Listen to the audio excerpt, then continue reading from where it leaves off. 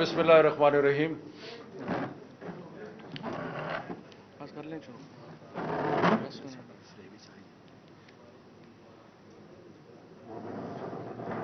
ठीक है जी। बिस्मिल्लाहिर्रहमानिर्रहीम। आज पंजाब एडवाइजरी काउंसिल जो है उसका इजलास हुआ, जिसमें तकरीबन सारे मेंबर्स जो थे वो प्रेजेंट थे, और उसमें जो चंद चीदा बातें हुई उसके बारे में मैं आपको ब्रीफ करना चाहता हूँ। सबसे पहले तो जितने मेंबरान और हाउस जो था उसमें बहुत ही अफसोस किया गया जो कल अंदोनाक वाक़या पेशावर में हुआ है, और जो वहाँ पे शहीद हुए हैं उनके लिए दुआ मांगी गई, और पुरज़ोर अल्फाज में टेररिज्म और जो लोग फ़िरका वारियत फैलाने की कोशिश कर रहे हैं उनको कंडेम किया, और इंशाअल्लाह उम्मीद की कि ये आगे बढ़ के ये जो मामलात हैं इनको हमारी हुकूमत बिल्कुल सही तरीके से हैंडल कर रही है और करती रहेगी, और इंशाअल्लाह आगे बेहतरी होगी। उसके बाद जो डिस्कशन हुई वो बड़े अफसोस का इस बात पे इजहार किया गया कि जो इस वक्त एक चंद लोगों ने, आसिफ जरदारी ने और इन लोगों ने, शहबाज शरीफ ने, इन जिस तरीके से मंडी लगाई हुई है और हॉर्स ट्रेडिंग जो है वो जिस तरह से की जा रही है, और बड़े अफसोस की बात है कि उसको जस्टिफाई भी किया जा रहा है कि बजाय इसके कि उसको कुछ उसके बारे में कुछ अफसोस होता उनको या कुछ शर्मिंदगी होती, बड़े पुरजोर अल्फाज में और बड़े ज़ोर से ये कहा जा रहा है कि जी वो भी हमारे साथ है और वो भी हमारे साथ है, और ये सिर्फ एक खरीदो फरोख्त की कोशिश की जा रही है। इसमें उनको मुकम्मल नाकामी होगी, और अभी हमारे कुछ मेंबरान हैं उन्होंने इस चीज़ का ना सिर्फ के पुरजोर तजदीद की है जिनके नाम लिए गए थे, बल्कि उन्होंने ये भी कहा है कि इनके खिलाफ हम कानूनी चाराजोई करेंगे। तो उसके ऊपर भी जो मीटिंग थी उसमें बड़े अफसोस का इजहार किया गया कि ये जमहूरियत को किस तरफ लेके जा रहे हैं, और इंशाअल्लाह ताला उसमें उनको शिकस्त पहले भी हुई थी और आइंदा भी उनको जो है वो शिकस्त होगी। और ये भी कुछ स्पेकुलेशन हो रही है, और आज कुछ मीडिया में कुछ लोगों ने इस चीज़ का जिक्र किया है कि जी जो अपोजिशन की जमातें हैं उनमें आपस में इत्तेफाक और इत्तेहाद जो है वो कुछ बैरूनी ताकतों ने उसमें एक रोल प्ले किया है। ये पता नहीं सही है या नहीं है, लेकिन ये भी एक ऐसी चीज़ है जिसको स्ट्रांगली कंडेम करते हैं कि हमारे अंदरूनी मामलात में अगर ऐसी बात कोई है और उसमें अगर कोई शामिल है तो उसको हम स्ट्रांगली जो है वो कंडेम करते हैं। तहरीक इंसाफ जो है वो प्राइम मिनिस्टर इमरान खान की लीडरशिप में यूनाइटेड है, और सारी पार्टी जो है वो डट के खड़ी है, और इंशाअल्लाह ताला इस किस्म की जो जितनी भी कोशिशें हैं वो नाकाम होंगी। और इसके बारे में ये भी जहन में रखना चाहिए कि इस वक्त अगर कोई फेडरल पार्टी है पाकिस्तान में तो वो तहरीक इंसाफ है। नून लीग का कोई मौजूदगी नहीं है खैबर पख्तूनख्वा में, बलूचिस्तान में, सिंध में।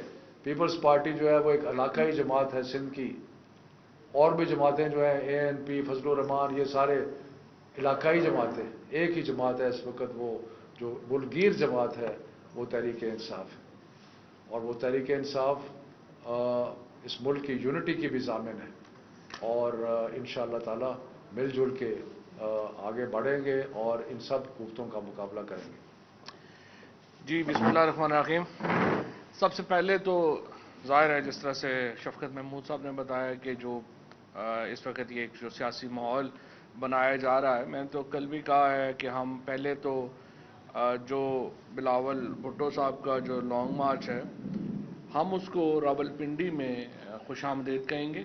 सिर्फ फ़र्क ये है कि हम चाहते हैं कि वो मैच के बाद वहाँ पे पहुँचें, क्योंकि पाकिस्तान में 24 साल के बाद क्रिकेट बहाल हुई है। हम चाहते हैं कि इंटरनेशनली आप सिग्नल इस तरह के ना दें کہ جس سے پاکستان میں کرکٹ متاثر ہو. آپ کرکٹ کے بعد آ جائیں گے ہم انشاءاللہ آپ کو, اور کرکٹ کے دوران بھی اگر آپ آتے ہیں, میں تو کل بھی کہا ہے کہ جتنے لوگ آپ کے ساتھ ہیں ایک کیبن میں پورے آ جائیں گے, ہم وہ کیبن بھی آپ کو دے دیں گے, چائے شائے بھی پلا دیں گے.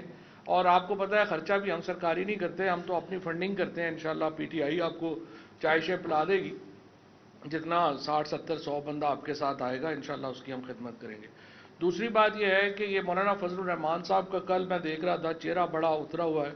وہ شاکر شجاع آبادی صاحب کا بڑا مشہور شعر ہے نا کہ تو شاکر آپ سیاڑا ہے ساڈا چہرہ ویکھ حالات نہ پوچھ. تو جس کو مولانا فضل الرحمان صاحب کے چہرے پہ پتہ چل گیا ہوگا آپ کو کہ کتنی ان کی کانفیڈنس لیول ہے. آج تو 48 گھنٹے نہیں, اب تو 48 کے بعد 72واں گھنٹہ شروع ہونے والا ہے, اور نو کانفیڈنس کا کہیں اتا پتہ نہیں ہے. میرا یہ خیال ہے کہ نو کانفیڈنس ان کا وہ بچہ تھا جو گلی میں کہیں گم گیا ہے.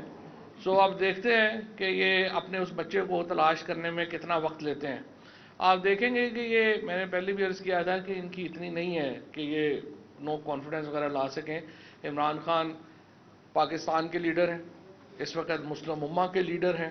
آپ کو معلوم ہے کہ انشاءاللہ تعالی پاکستان میں اس دفعہ 22 مارچ کو ایک طویل عرصے کے بعد OIC کا اجلاس ہونے جا رہا ہے, اسلامی سربراہی کانفرنس کا جو وزرائے خارجہ کا اجلاس ہے وہ یہاں پہ ہونے جا رہا ہے.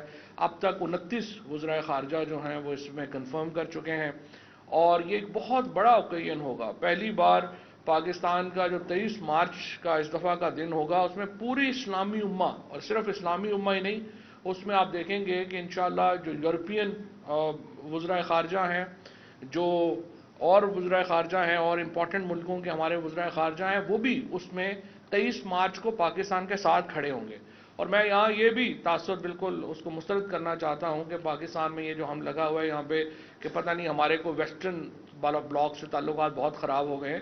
وزیر اعظم بڑی جلدی جو ہے وہ یورپ کا دورہ کرنے جا رہے ہیں, اور ہم ایک بیلنس پالیسی کے اوپر یقین رکھتے ہیں. ہمارا روس کے اوپر بھی ہمارا موقف, روس یوکرین تنازع کے اوپر ہمارا موقف بڑا واضح ہے. ہم جنگ کے حمایتی نہیں ہیں. وزیر اعظم نے رشین ٹیلی ویژن سے جو انٹرویو دیا تھا ایک دن پہلے, اس میں انہوں نے پالیسی اپنی واضح کر دی تھی. عمران خان نے کبھی بھی فوجی جو سلوشنز ہیں ان کی حمایت نہیں کی ہے, اور ہم اسی طریقے سے اس یہاں پر بھی اگر آپ ہماری سٹیٹمنٹ سنیں جو یونائٹڈ نیشن میں منیر اکرم صاحب نے جو ہمارے نمائندے ہیں انہوں نے پڑھی ہے, ہم نے کہا ہے کہ جنگ ختم ہونی چاہیے اور مذاکرات سے مسائل کا حل نکلنا چاہیے, اور ہمارا ایک بیلنسڈ. ہاں یہ البتہ ضرور ہے کہ پہلی بار پاکستان کی خارجہ پالیسی 100% پاکستان کے اندر بن رہی ہے. اس میں ہمارے ہاں حکومت اور اداروں کے درمیان اور پاکستان کی, عمران خان وہ واحد ایک وزیر اعظم ہیں جو بڑی طویل عرصے کے بعد ایک ایسی حکومت ہے ملک میں جس سے فوج جس کے پیچھے کھڑی ہے, جس کے پیچھے پورا ملک کھڑا ہے, جس کے پیچھے ایک عام آدمی جو ہے اس کی جو سوچ ہے وہ ہماری خارجہ پالیسی میں ظاہر ہوتی ہے, وہ ہماری حکومتی پالیسی میں ظاہر ہوتی ہے, وہ ہمارے احساس کے پروگراموں میں ظاہر ہوتی ہے. جو ایک احساس ہے پرائم منسٹر صاحب کا ملک کو لے کے, وہ آپ کو ہماری تمام پالیسیز میں نظر آتا ہے, اور انشاءاللہ اسی کو لے کر ہم آگے بڑھیں گے. اپوزیشن جو ہے مجھے معلوم ہے, مجھے احساس ہے, اسپیشلی جن کے مے فیئر میں گھر ہیں وہ تو بے ہوشی ہو گئے ہیں کہ یہ کیا آپ روس کیوں چلے گئے. جن کے اتنا پیسہ باہر پڑا ہوا ہے ان کو پریشانی ہے, لیکن ہم انشاءاللہ ہمارا ماننا یہ ہے کہ یورپ سے بھی ہم اتنے اچھے, امریکہ سے بھی ہمارے تعلقات جو ہیں وہ بہتری کی طرف گامزن ہیں, اور ہم یہ چاہتے صرف ہماری التجا ویسٹرن ملکوں سے یہ ہے کہ غریب ملکوں کا جو پیسہ باہر پڑا ہوا ہے اس کو واپس ملکوں میں لایا جانا چاہیے. یونائٹڈ نیشنز نے بھی ابھی اپنی رپورٹ میں کہا کہ کس طرح غریب ملکوں سے پیسہ جو ہے وہ باہر ٹرانسفر کیا گیا ہے. انشاءاللہ تعالیٰ اس کے اوپر بھی ہم تیزی سے آگے بڑھ رہے ہیں. کل جو سانحہ ہوا پشاور میں, اس پہ جیسا شفقت صاحب نے کہا کہ ہماری پوری پنجاب کی آج ایڈوائزری کمیٹی نے اس کے اوپر بہت ہمارے دکھ اور جو ہمارے دلوں پہ جو ایک قیامت گزری ہے, ظاہر ہے کہ اس کے پورا پاکستان اس سانحے میں اکٹھا کھڑا ہے, اور یہ پہلا موقع نہیں ہے. جب بھی پاکستان میں اور خصوصاً یہ کرکٹ کے ساتھ ہمارا ایک لگاؤ ہے پاکستان کے لوگوں کا, جب بھی یہاں انٹرنیشنل کرکٹ شروع ہوئی ہے اس طرح سے ڈرانے آپ نے دیکھا, پہلے ہندوستان سے پیغامات جو ہیں وہ آئے اور کہا گیا کہ جی آسٹریلین کرکٹ ٹیم کو کہ وہ واپس چلے جائیں. کل بھی اگر آپ دیکھیں تو پشاور سانحے کے اوپر ہر ٹویٹ جو ہندوستان سے جنریٹ ہو رہی تھی اس میں آسٹریلین بورڈ کو ساتھ جو ہے وہ ٹیگ کیا جا رہا تھا.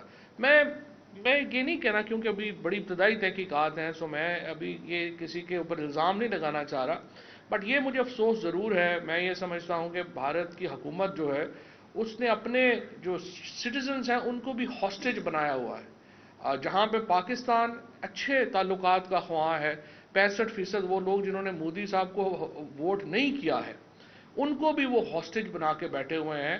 ہم چاہتے ہیں کہ اس طرح کی سازشوں میں نہ جایا جائے، اور ہم تیار ہیں کہ ہمارے ساتھ ہم امن کے لیے بات کریں، ہم آگے کی طرف بڑھے. کشمیر کے ایشو کو ریزالو کرنا ظاہر ہے کہ سب سے اہم ہے پاکستان اور ہندوستان کے درمیان، اور اس کے اوپر جو ہے وہ ہم آگے بڑھیں تاکہ باقی چیزوں کے اوپر بھی ہم آگے بڑھ سکیں. یہاں تک اس بات کا تعلق ہے کہ یہ جو پرائم منسٹر عمران خان کے خلاف یا پنجاب کی حکومت میں کے خلاف کوئی نو کانفیڈنس لائے گی، ہمارے تو گلے سوکھ گئے ہیں کہتے کہتے کہ اگلے 24 گھنٹے میں لے کے آ جائیں.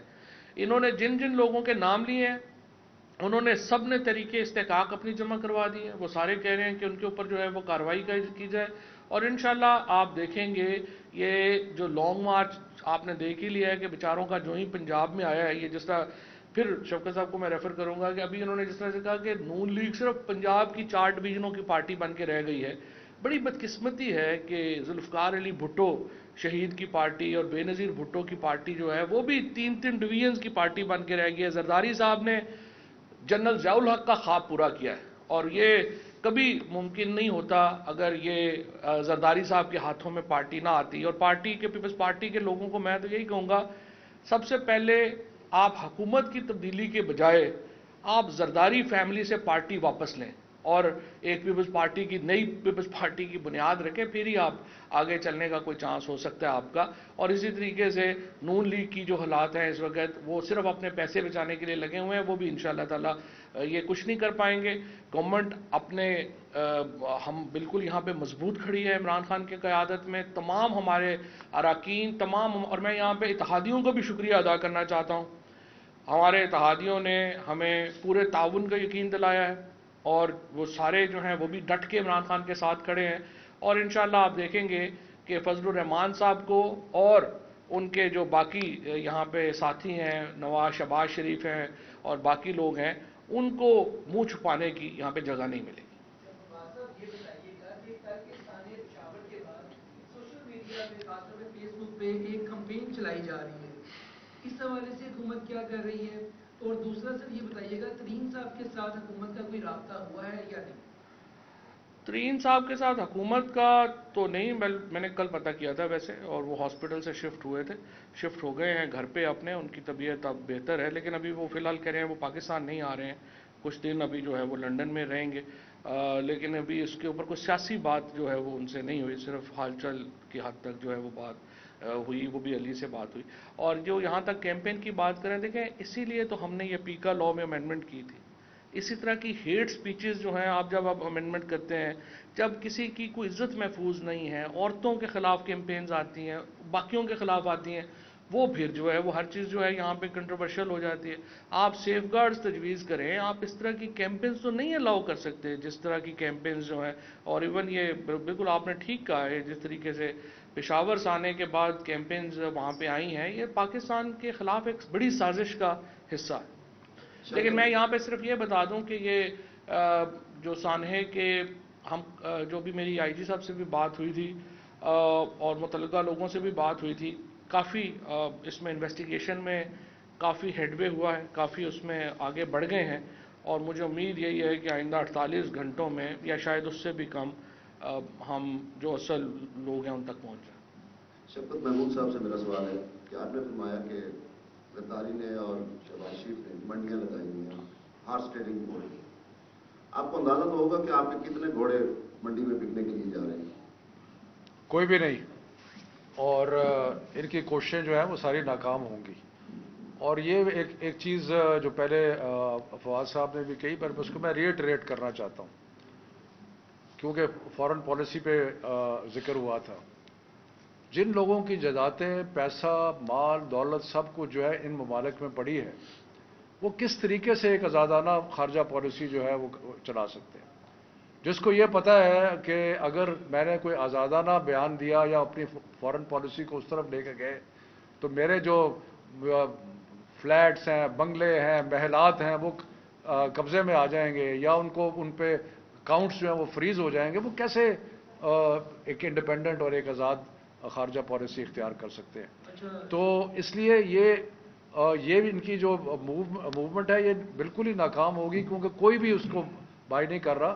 لیکن یہ لوگ جو ہیں ان کو تھوڑا سا شرمندگی ہونی چاہیے کہ یہ جس قسم کی سیاست کا پرچار کر رہے ہیں اور برملا کر رہے ہیں، اور اس میں یہ بھی نہیں ہے کہ کوئی شرمندگی کا اظہار کریں کہ ہم کیا کرنے کی کوشش کر رہے ہیں. اچھا شفقت صاحب یہ بتائیں، یہ بات آپ نے کھولی ہے پہلی مرتبہ وفاق کے لیول پر، فواد صاحب نے بھی اس کی نکی تائید کر دی ہے کہ اس وقت عمران حکومت کو ڈی اسٹیبلائز کرنے کے لیے یہ سوشل میڈیا پر بڑے اینکر سے کہہ رہے ہیں اور کچھ تجزیہ نگار بھی کہہ رہے ہیں کہ کچھ غیر ملکی طاقتیں بھی ایکٹیویٹ ہو چکی ہیں. غیر ملکی طاقتوں کا جس طرح فواد صاحب نے کہا کہ دورہ یورپ ہونے جا رہا ہے، اور رشیا کے ساتھ جو ہماری خارجہ پالیسی ہے اس کی وہ بیک لیش آ رہی ہے، اس بات پہ کس حد تک کنکریٹ چیزیں آپ کے پاس موجود ہیں؟ اگر وہ غیر ملک پاکستان کی حکومت کو ڈی اسٹیبلائز کرنا چاہتا ہے تو بڑا یہ کرونک قسم کا یہ معاملہ ہوگا کہ براہ راست وہ غیر ملکی طاقتیں اس میں انوالو ہوگی. آپ کے پاس کس حد تک اس بات کی دیکھیں، میں آپ کو یہ کہوں گا کہ مجھے نہیں پتا کہ یہ انفارمیشن صحیح ہے یا غلط ہے کہ جی کوئی باہر کا انوالو ہے یا نہیں ہے، لیکن کچھ لوگوں نے سوشل میڈیا پہ یا ادروائز یہ کلیم کیا ہے کہ جی یہ نواز شریف کو اور زرداری کو قریب لانے میں کچھ بیرونی طاقتوں کا بھی رول ہے. مجھے نہیں پتا. مولانا فضل الرحمان کے بڑے قریبی دوست ہیں جن کالمسٹ نے آج اپنے کالم میں یہ لکھا ہے. تو مجھے یہ نہیں پتا کہ وہ صحیح بول رہے ہیں یا ویسے پروپیگنڈا کر رہے ہیں، لیکن اگر اس میں ذرا بھی سچائی ہے تو یہ باعث مذمت ہے کہ کوئی بھی طاقت جو ہے باہر کی وہ پاکستان کے اندرونی معاملات میں مداخلت کرے. اور مولانا فضل الرحمان کے تو بیرونی طاقتوں سے جو تعلقات ہیں وہ ڈھکے چھپے نہیں ہیں. وہ بیگوں کی کہانیاں، جب وہ جے یو آئی کا، آج بھی اگر آپ جے یو آئی کا ہیڈ آفس جا کے دیکھیں تو دیکھ لیں اس کا افتتاح کس نے کیا تھا اور اس کے پیسے کہاں سے آئے تھے. وہ آپ کو یاد ہے کہ ایک وکی لیکس میں ایک آیا تھا کہ فضل الرحمان نے کہا امریکی سفیر کو کہ مجھے آپ پرائم منسٹر بنا دیں تو میں ساری آپ کے معاملات جو ہیں سیدھے کر دوں گا.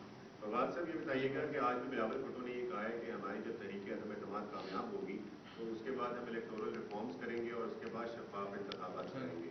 تو الیکٹورل ریفارمز کے لیے تو بہرحال گورنمنٹ جو ہے وہ کہہ رہی تھی اپوزیشن کو.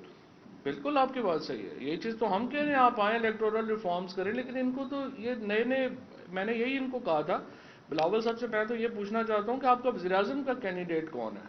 کیونکہ ابھی تو لگ یہ رہا ہے کہ 8 گھنٹے مولانا ہوں گے، 8 گھنٹے شہباز شریف ہوں گے، 8 گھنٹے جو ہیں وہ زرداری صاحب ہوں گے، اور مریم اور بلاول جو کہ چھوٹے ہیں 4 گھنٹے یہ ہوں گے.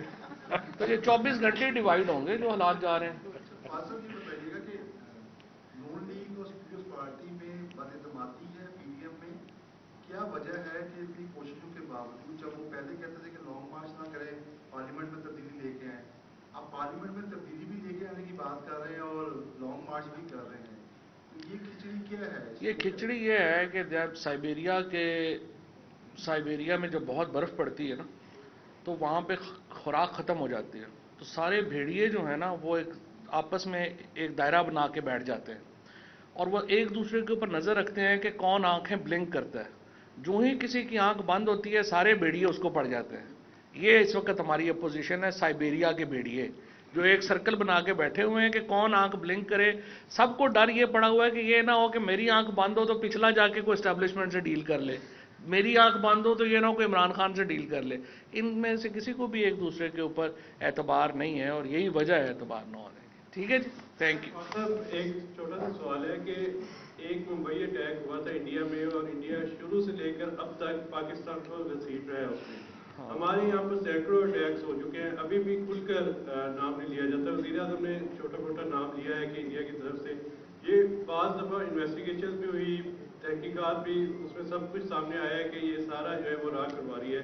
تو ہم کھل کے کیوں نہیں نام لے رہے؟ دیکھو نا بات یہ ہے کہ جب شفقت محمود صاحب یا میں جو کہ ہم فیڈرل گورنمنٹ میں بیٹھے ہوئے ہیں، جب تک اس ہر انسیڈنٹ کی انویسٹیگیشن ایک واضح نہ ہو جائے it's not proper for me to, یا شفقت صاحب کے لیے کہ ہم یہ بات کر رہے ہیں، لیکن جہاں جہاں پہ کلبھوشن جادیو کو ہم نے بلوچستان کے اندر سے سرونگ نیوی آفیسر کو پکڑا تو ظاہر ہے کہ اس کے اوپر پوری بات ہوئی.